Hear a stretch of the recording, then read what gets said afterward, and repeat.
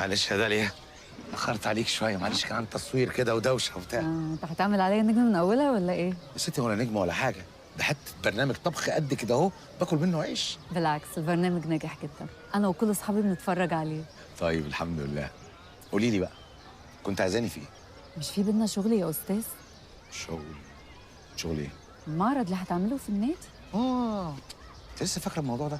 انا يعني كنت بريح الراجل كده بس مش اكتر يعني. على فكرة الموضوع ده هيبقى فرصة كويسة انك تزود من شعبيتك، وكمان في فلوس كويسة. اوكي، ما دام انت شايفه كده اوكي خلاص. انا جبت لك سبونسر هيصرف على كل حاجة في المعرض. مين سبونسر؟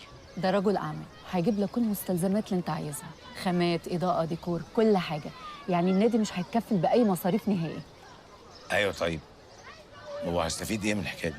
دعاية لمنتجات المصانع بتاعته، زيت وسمنة وكده.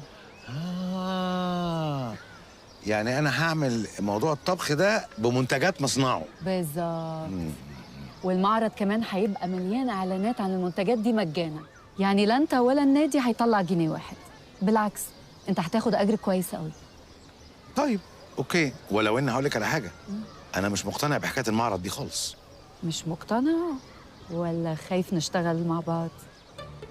خايف من ايه؟ يعني تكون خايف في الشغل يرجع يقربنا من بعض تاني. الساعه كام دلوقتي؟ عايز ايه من الساعة؟ علشان اروح اجيب الولاد من المدرسه، اصل اتاخرت.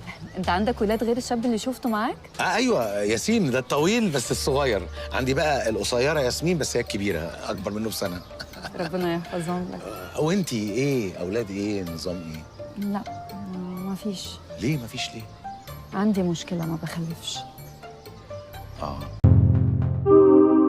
اشترك في باقات واتشت الشهرية بتبدأ من 14 جنيه و99 قرش، وباقات سنوية تبدأ من 149 جنيه و99 قرش.